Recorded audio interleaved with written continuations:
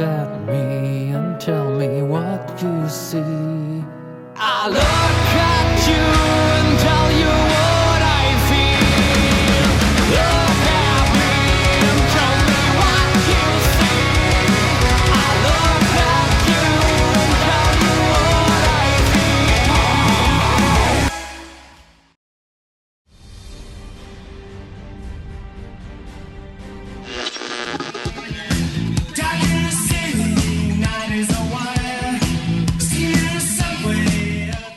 Welcome back. So once again, we're taking a look at a prequel. This time it's Underworld Rise of the Lycans, with Michael Sheen in the starring role and Bill Nighy returning as Victor. So we should be in for a rather uniquely acted film to say the least. So it's time to put away those guns and take out those swords. This is Underworld Rise of the Lycans. We start, like the first movie, with some opening narration, partly to set up what was told to us in the previous films, but mostly to tell us about Lucian, who according to this film was birthed by a werewolf, making him the first Lycan to be able to change back into human form. Of course, none of that was mentioned in the first film, because that's not something that would have helped flesh out his character, allow us to understand why he's so powerful, and explain why he was as revered and respected as he was. But you know, that's the problem when you carelessly retcon things. It makes the source material seem quite irrelevant. Lucian has grown up and being trained by Victor. I guess he'll become immortal once he's grown up into Michael Sheen. And speaking of growing up... What do you think, Sonia? Shall we make more? Of him? Like him? I know the filmmakers wanted us to see Sonia and Lucian growing up together as unequals, but the growing up part isn't explained, as the concept has never been explored in any way. And it's another example of these films not really taking the previous films into consideration, which can't be good for a prequel. Victor uses Lucian to turn more humans into this second form of Lycan, creating his slave race. Unlike the others, this new breed could be harnessed, enslaved to guard them in the daylight hours of their masters. Yeah, why would they protect the vampires exactly? They could just not do anything to stop attackers. All I'm saying, it's not the best system. After the opening titles, Victor is dealing with his council in his usual diplomatic fashion. Humans upset. Tanis, please, take a note of what pain that brings me. In showing open contempt for the people he's supposed to protect. I did miss Victor and his unique methods of government. Elsewhere, a death dealer is attacked by a group of Lycans.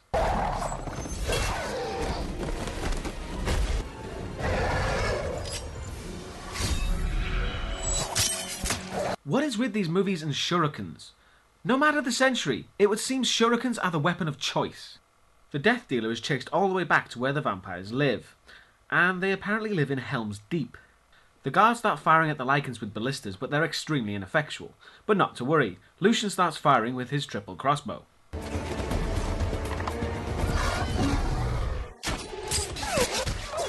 Which I don't think ever existed, at least not in that form. The Death Dealer gets inside the gate, and it's revealed to be Sonia. Have you nothing better to do, blacksmith, than play with weapons of war? At least make yourself useful. Oh yeah, she clearly hates Lucian. They're going to be enemies in this film. Otherwise it's just a pointless fake-out for the audience. But I should say, she does look a lot like Celine, so at least the filmmakers were paying attention there. Tell me, Lucian, does it burden your heart to kill your own kind? Not at all. They're mindless beasts, my lord. No brethren of mine. It makes sense that Lucian would want to kill those Lycans as much as the vampires do. They're just a plague, and could kill everything. I wonder if Victor will misinterpret that as a loyalty to the vampires. Victor speaks with Sonia as he disapproves of her going outside and fighting Lycans. He even manages to throw in some foreshadowing for us. And above all, you will be loyal to your family. To me.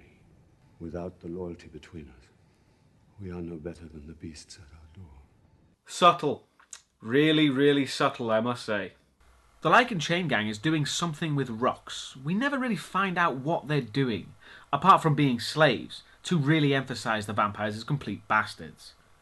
The slave master starts whipping the fuck out of one of them for stopping for a second, and Lucian steps in to put a stop to it. Enough. You dare raise your hand to me? I said that's enough. So says the master's dog. You will not always be his favorite.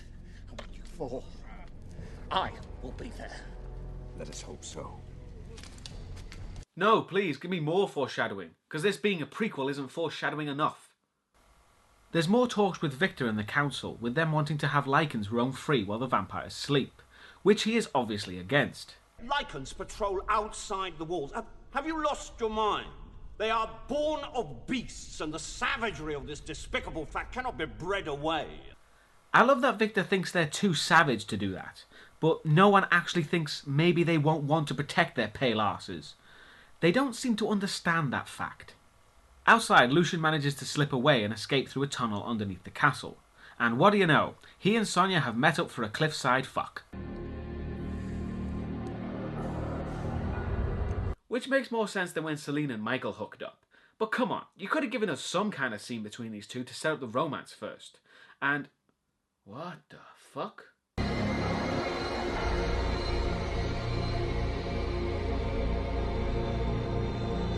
Okay, moving on. After the sex, Lucian is talking about escaping. Not if I could remove this. Look. I made it. This will be my freedom. The collar keeps him from transforming, but how does that stop him from escaping exactly? Lucian could literally escape right now, and then find a way to remove the collar. As they make their way back together, and because they were so stealthy, Tanis sees them both. He has been given a little character in this film as opposed to the exposition machine from Evolution, but Tanis is still pretty useless. He contributes like one thing to the story and he hardly needs to be here. In the forest, human nobles coming to deliver silver and more slaves for Victor arrive, and the death dealers including Sonia go out to meet them, and Tanis reveals to Lucian that he knows about the two of them. Careful, blacksmith, lest your eyes betray your secret. No, I don't give a shit neither. The death dealers meet up with the nobles and they're immediately attacked by Lycans, and Lucian hears the wolves howl and can tell there's a lot more than they can handle.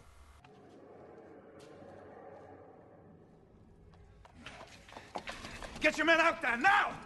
Down, boy, your leash is too tight. Step away! There's too many of them. They'll be massacred! It was really that easy for him to escape? And why wouldn't they listen to what amounts to their Lycan expert anyway?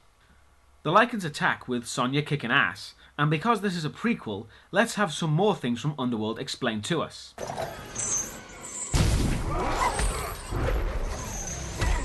So we can find out how Reyes was made into a Lycan and how he became Lucian's right-hand man. Cause that question was just burning in everyone's mind, wasn't it? A Lycan grabs the noble guy inside the carriage, and I guess the woman and child died too, but the film spares us that part. Lucian shows up and starts helping by killing Lycans.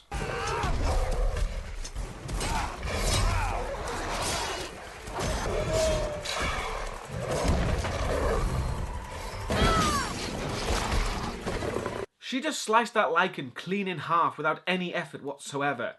And people say shooting the floor in the first one is unbelievable. Sonia is caught by burrowing Lycans. What? And after Lucian saves her, he removes his collar and transforms into an identical werewolf that we've seen before. This is the first time we've seen him fully transform. They could have put in a bit more effort to making Lucian look more distinct. Even a different colour would have helped. Seriously, anything, because it's quite underwhelming. The Lycans leave because Lucian shouting at them did the trick, and more death dealers show up to shoot Lucian. And then Victor makes an appearance. Am I not master of this house? You know you are forbidden to remove your shackle. Yes. Yes, that shackle which I force you to wear and is locked tight onto your neck against your will, you are forbidden to remove it. Seriously, what? And Lucian just saved Sonia's life again. What did Victor say the first time? A little gratitude, Sonia, to the one who saved your life. Rather mixed messages there. Because Lucian saved many people but removed his collar, he's subjected to 30 lashes of the whip. But not any whip, it's a bladed whip. Which I'm sure does not actually exist as a thing, mainly because a regular whip can do just fine at cutting flesh, and a bladed whip would be extremely ineffective. And also, I believe it was actually supposed to be Soren using the whip, if you remember. He was the vampire helping Craven in the first movie. That's why he had bullwhips as his weapon of choice, and also why he and Reyes had a face-off, because Soren was the slave master with the whip. So I'm not sure why they didn't bring that character back. It would have made a lot of sense. Lucian is placed into his cell, and he and Reyes have a little moment together.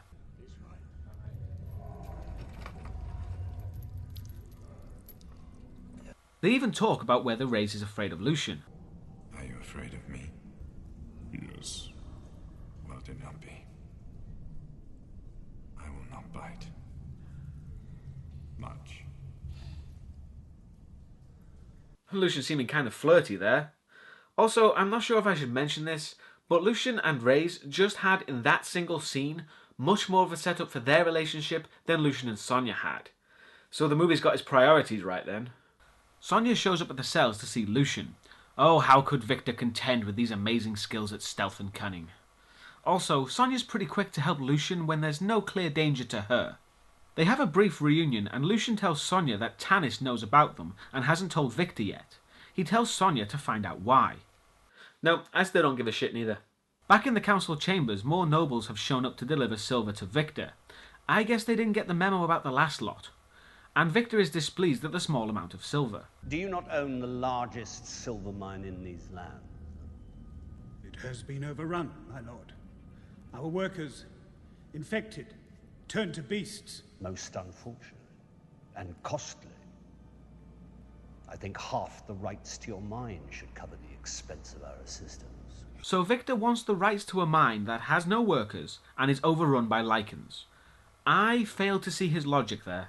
The noble in charge decides now is the time, surrounded by Victor's guards and allies, that he questions and insults him to his face. You have all but bled me dry already. Oh, what an ironic turn of phrase. They are no more human than the devils that invade our land. If devils you call us, rest assured, better the devil you know. Unhand me. Certainly.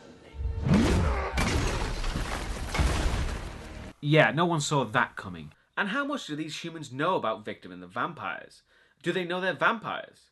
They know about the Lycans after all, and if they do know about them, why isn't there any kind of record of these creatures? Why are vampires and Lycans basically common knowledge, but in Underworld they become a myth? It's rather inconsistent. Back with Lucian in his cell, the prisoners are being fed and begin to fight each other over it. And as if to mirror what Lucian said in the first movie, You're acting like a pack of rabid dogs! He stops the fight.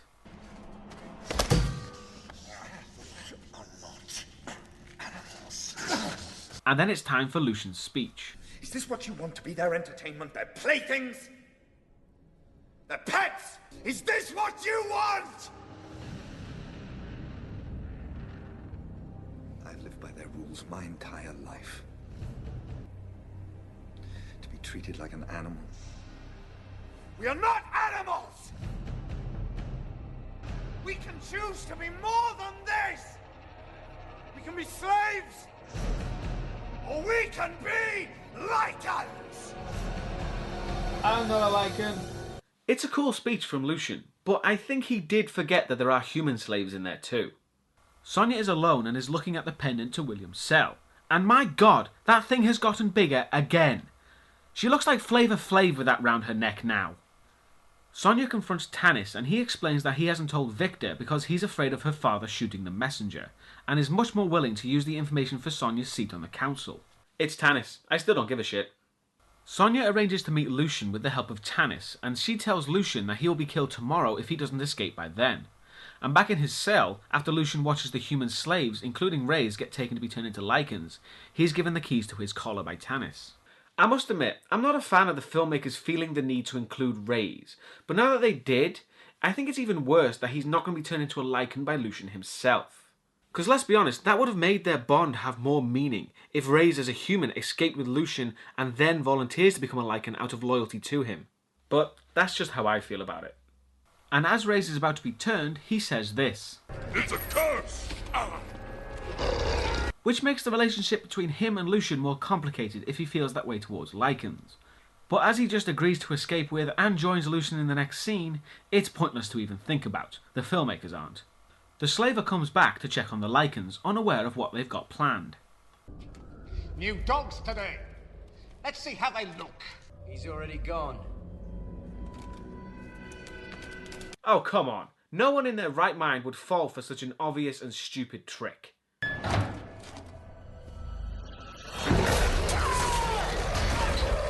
Wow. Yeah, he's a fucking moron.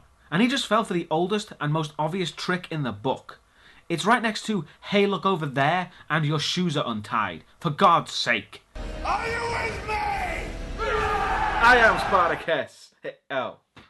Sorry. Wrong film. So now the Lycans are on the run, opening all the cells as they make their way out, gathering armour that the vampires didn't feel necessary to lock up. And they come across some guards, but despite being in full plate armour with swords, vampires still lose to Lycans. See, now it feels like an Underworld prequel. Lucian and the Lycans get to one of the open courtyards and try to stealth their way through, but as their stealthy escape already comprised of... it doesn't last long. And once the escape has been blown, the vampires decide to employ a large amount of irony by firing giant wooden stakes at them.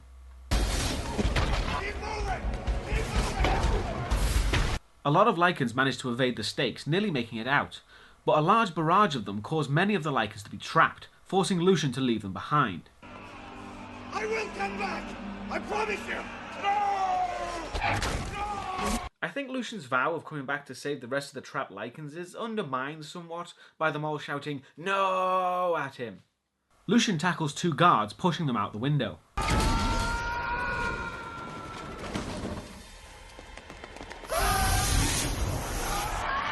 And here's a record for you. That's the first time a vampire has been killed by actual sunlight in the entire series, outside of memories, of course. It's kind of surprising it's taken that long for it to happen too. Victor finds Lucian's open collar and suspects that Tanis had a hand in helping him escape. How then is it open? I have no idea. I think I have. Kill him. No! Oh no! Tanis might be killed! How's he going to get away? It's Tanis. I don't give a shit. Tanis proves to Victor that his key is still in the armory, so thank God for that. And Victor was rather easily persuaded considering he was willing to kill him for it. Lucian and the rest of the escaped Lycans reach what looks like Fangorn Forest, and after taking off all their collars, he tells them that they need to make plans to get back inside and free the rest. Lucian meets up with more men to fight by his side, and he promises to turn them into Lycans. Any man who fights with me shall have his freedom, and, if he wishes it, immortality. He gets raised to see if he can find more men, and then Lucian lets him get back to rubbing rocks on his axe.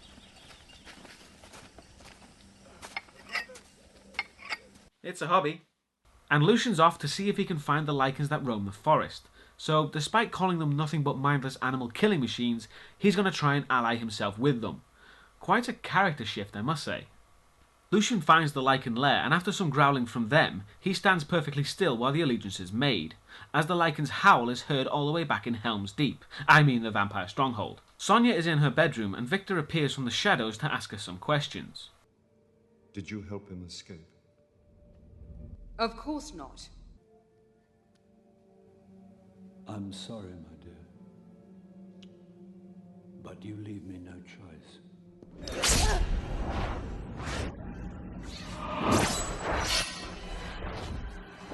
More of this blood memory stuff? Really?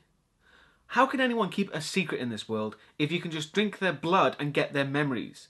This doesn't work or make sense in many ways. And why does Victor believe the memories he got from Sonia, but the memories Celine gave him about Lucian and Craven's treachery weren't good enough? Speaking of Craven, why didn't Victor just drink Craven's blood to find out if he was a traitor? Or drink Tanis's blood, for God's sake? This blood memory thing is just silly now, and the amount of times it's used and then changed for plot convenience is just ludicrous at this point. And after Sonia's memory, Victor's not happy. I'll let his reaction speak for itself. Father, please! You have betrayed me! To be with an animal! I love you more than anything! Did I mention I really missed Bill Nighy in the last film? That scene was worth the wait. Lucian returns to camp and one of his men questions whether Sonia has betrayed them and that they should move on before Death Dealers show up. And they will eventually find us, but not by her doing. A horse rider appears. Lucian thinks it's Sonia, but it's her friend come to tell him that she's been imprisoned. So he plans to go back for her. And while that's going on, Victor is drinking some blood. And he really needs napkins.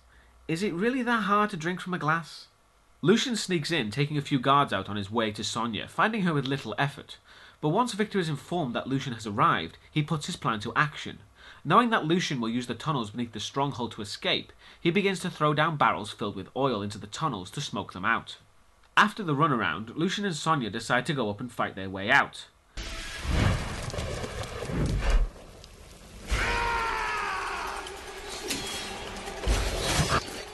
Some lackeys are taken out, and then Victor and Sonya face off for a sword fight.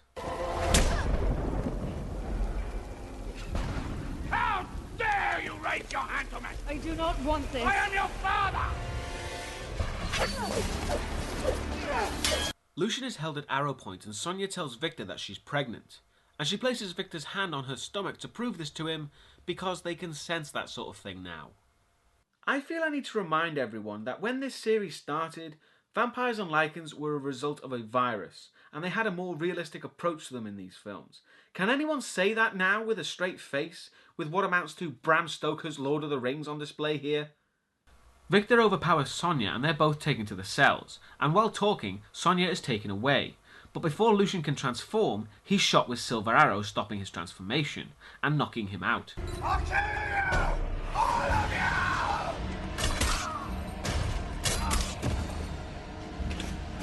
Sonya is taken in front of the council and they vote to put her to death. I doubt many people are surprised by that, as we did see her die in Underworld through Lucian's memory. Kinda takes the suspense out of the scene. Sonya and Lucian are taken to an execution room where it plays out pretty much like we saw in Lucian's memory.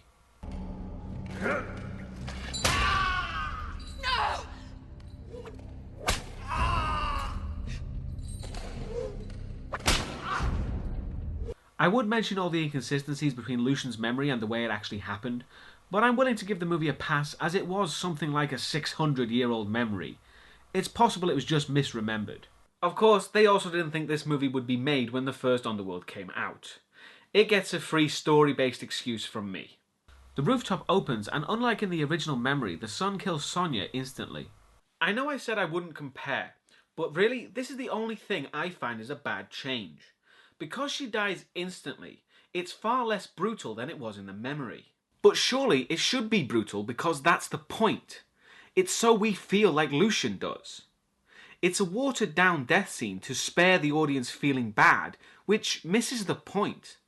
Victor walks back in as night falls, and as we've established, Victor's a moron, because he didn't bother to put a collar on Lucian, and lets the full moon shine in. So I'm sure you know what happens next. The pushing out of the arrows is a nice callback to when Lucian pushed out the silver bullets, and after giving Victor a good punch, Lucian jumps out the window into some guards below. He tries to escape, but the guards pull him down with chains, but before he can be taken down, Lucian lets out a huge roar which is heard in the human Lycan camp and in the den of the full-on werewolves, to which they come running out of the forest to attack the stronghold head-on. Which causes Lucian's men to charge as well.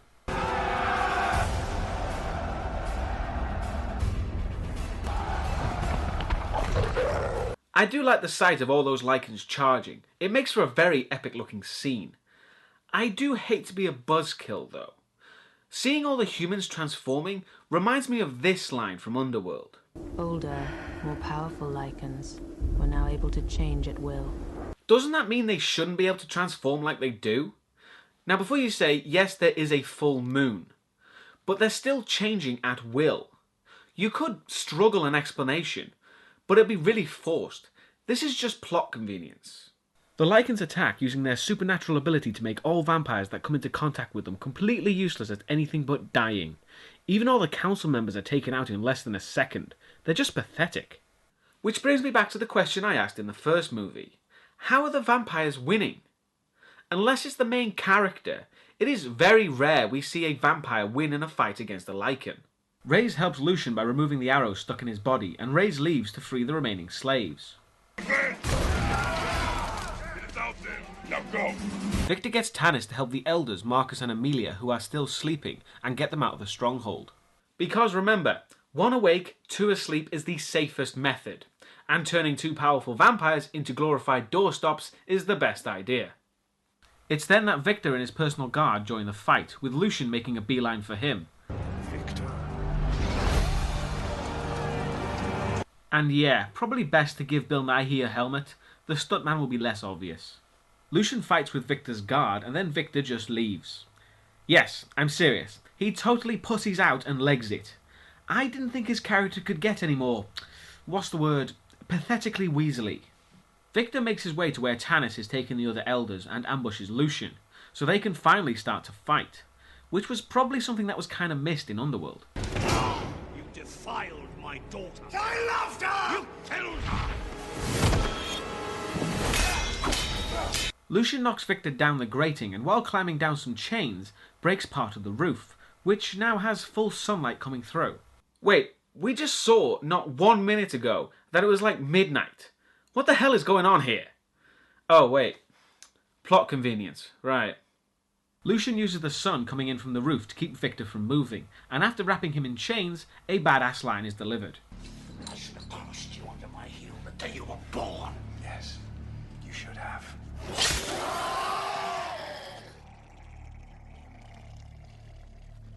you didn't.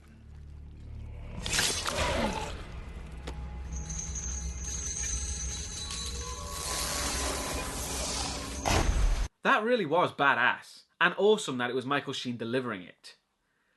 But I have to ask, how the hell did Victor survive that? He was essentially decapitated, and last time I checked, he doesn't do well when pieces of his head are removed. Seriously, do I need to go over injury inconsistency like in the last review? And once again, now that the main bad guy has been defeated, the movie is pretty much free to finish as swiftly as it can, with Lucian giving us the final lines. Lucian, it is finished. No. This is just the beginning. And the last thing we see is Victor getting into his coffin with Tanis' assistance. And then, oddly, there's the opening sequence to Underworld, as if we were unaware that this was a prequel to that. Underworld Rise of the Lycans, despite my making fun, is a lot better than Underworld Evolution. It does have a ton of problems, but a lot of it is forgivable because Michael Sheen acts his ass off, and Bill Nighy is so over the top, he rivals him. Sorry, I couldn't resist. However, there is one question that kept coming back to me as I watched this film for review. Is this story necessary? We're not told anything really new in this film to add to the backstory given to us in Underworld by Lucian. We pretty much saw everything we needed to see in the 1-minute memory sequence. However, the story that we didn't see is Lucian's fall and allegiance with Kraven. Now I personally think that is a far more compelling story. I would actually like to see the gaps filled in for what really happened between Kraven and Lucian. It would allow the filmmakers essentially free rein with the story and stop all those damn continuity problems. Plus you'd have far more of an ability to create suspense and tension, rather than this story which we know all the major players except for Sonya will survive for Underworld. I just think a prequel could have been better utilised is all. And I wish I could say we were done with this trilogy, but sadly, last year it became a quad. And that can't be a good sign either. See you next time. In touch with the ground, I'm on